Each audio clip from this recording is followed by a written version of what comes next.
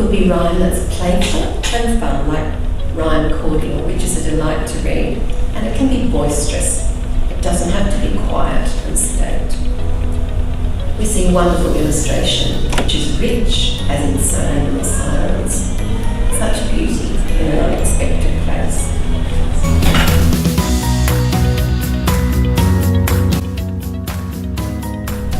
Themes include not only shapes, but also colours, patterns, physical activity and teamwork. The bold, colourful backgrounds add to the sense of playfulness, and young readers will be captivated by the movement and energy of the photographs. Watch This combines core early learning themes of spatial awareness and understanding, and essential shapes that a preschooler should learn, such as the circle, square, heart and even star.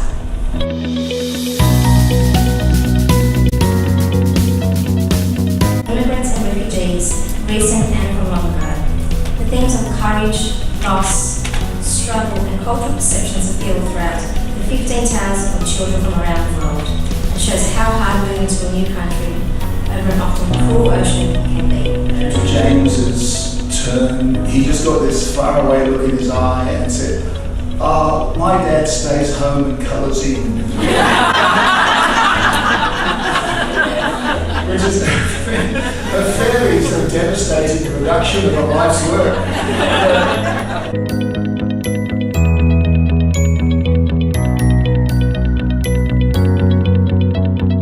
I did a book a long time ago called AAA.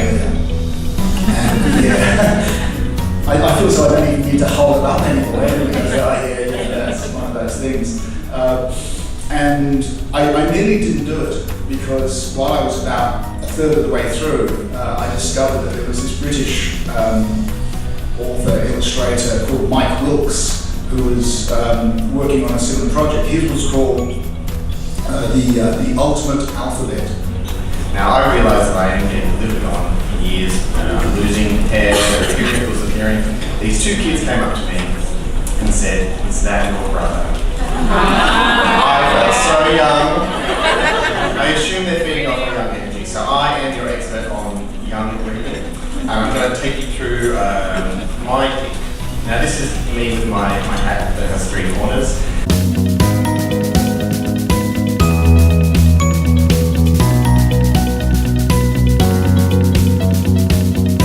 Next category I'm going to look at is sort of drama. This one was a coming of age drama story called Finch.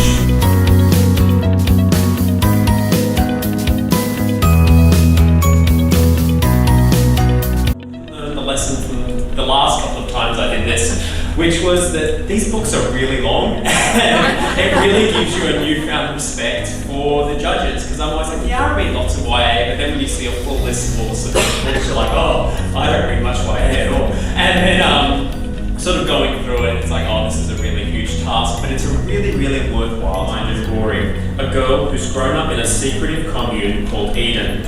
She has no idea how the outside world operates. There's family drama and a quest to save the local skate park, and at its centre there's this growing friendship and then sizzling. Next we have Hive by AJ Betts. AJ Betts is known affectionately in schools as the author of the Australian Fault in Our Stars. To go through as a bit of a role model, and it's a great story to give to parents whose children might feel isolated at school, because it's a very positive story.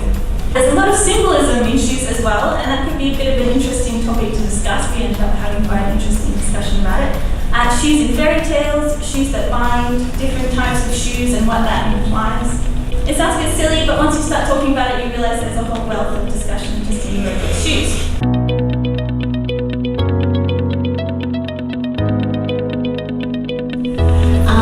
Jules Faber. Jules has been the illustrator of the famous Weirdo series for many years, since 2013, is that right? The 6 years in and about 1,100 books in. World. So she's in her cocoon, and I want the world to sort of open up when she flies at the end. Complete spoiler. This is successful.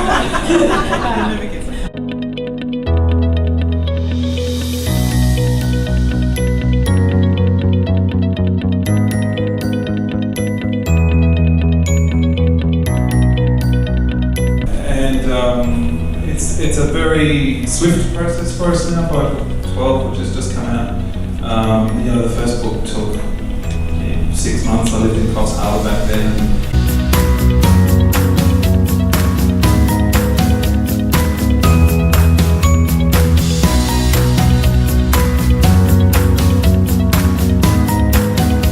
It's very interesting that Sean Tang, when he talks about this book, says that he actually wrote it for adults and other people who might like it. And I think it is a very modern tale.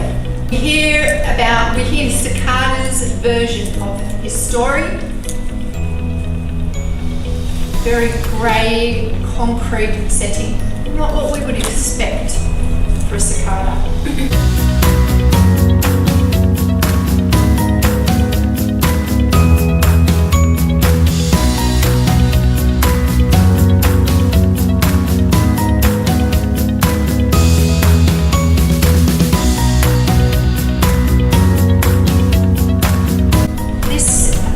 Visual and verbal retelling, part factual, part fictional version of events surrounding the armistice. Are really important events that I know that will be taught and remembered in schools. Bhagavalas. Bhagavalas is Australia's leading independent Indigenous publishing house. We've been going for well over 32 years, and our cultural foundation stems back to 1987 when the elders had a meeting out of a little place called Fitzroy Crossing, and they were very frustrated and disenchanted.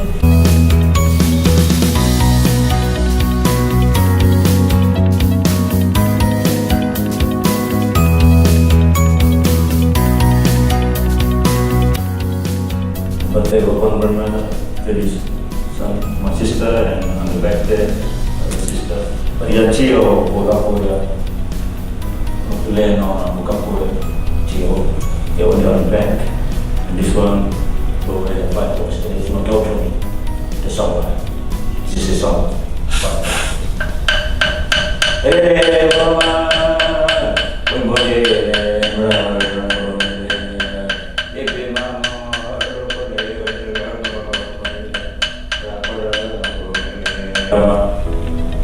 song lain, ada kowa, ada kulengo, ada strong, ada aku mandi, aku malah traveler, buka malah song lain. Winner is Charmaine Lewis. Charmaine is a Woodlawn freelance.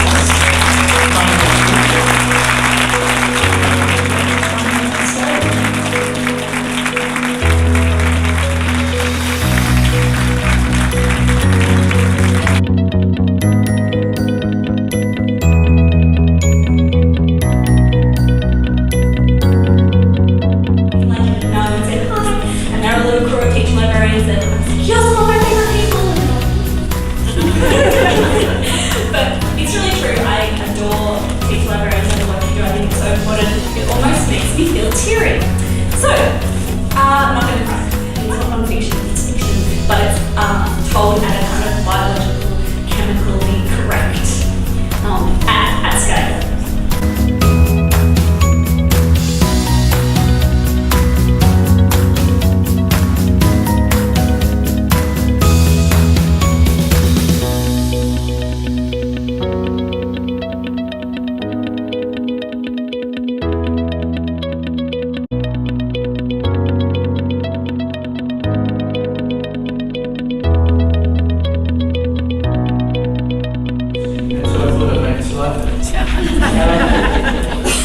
So this is the book that has just come out this year, and it's a very unusual book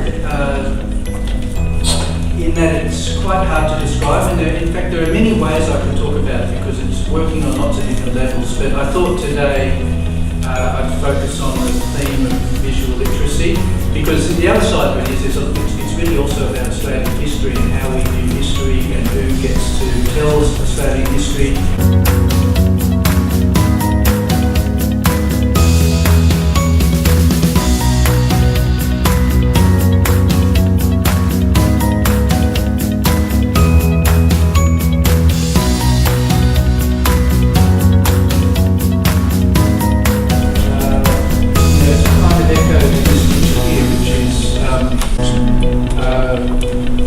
Sort of just giving a little nod to that McCubbin picture.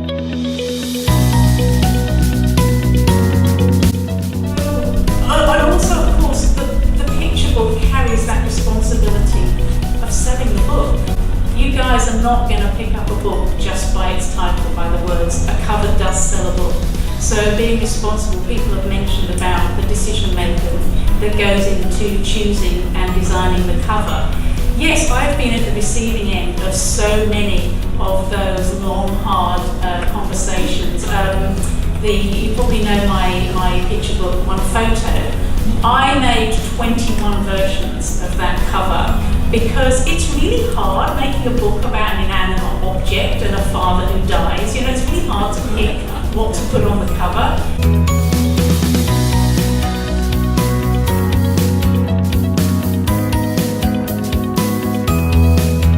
Media and colour and shape are hugely important to us. For books like the Nature Story series that I've been making with Pamela Freeman, these are a real challenge for me as an illustrator because there's no character, there's no person or even animal going through the story to carry the narrative. Trying to bring current technologies into 1750 and somehow make them work and do it in a way that I could suggest the idea to Stephen without telling him to do the idea. So what I would, because you know it'd be rude, right? Stephen might be keen for God's sake, right?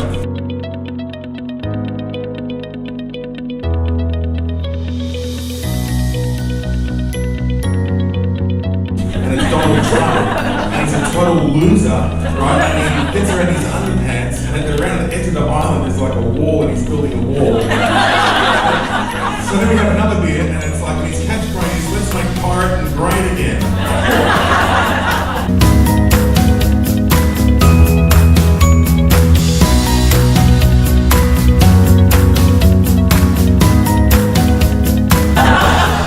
And his girlfriend could be vegan. Don't know yet. How? 500 or drawings. Yeah,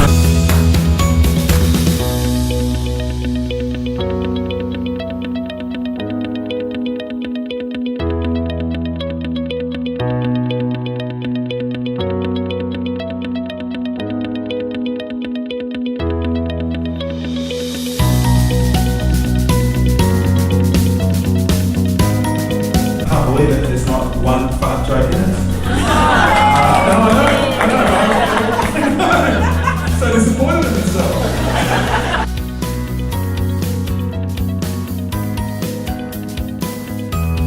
Intelligence. And number 10 is cognitive flexibility. All of these things are central to what goes on in the art room. In 2015, creativity was at number 10. It's now at number 3. Emotional intelligence didn't even rate.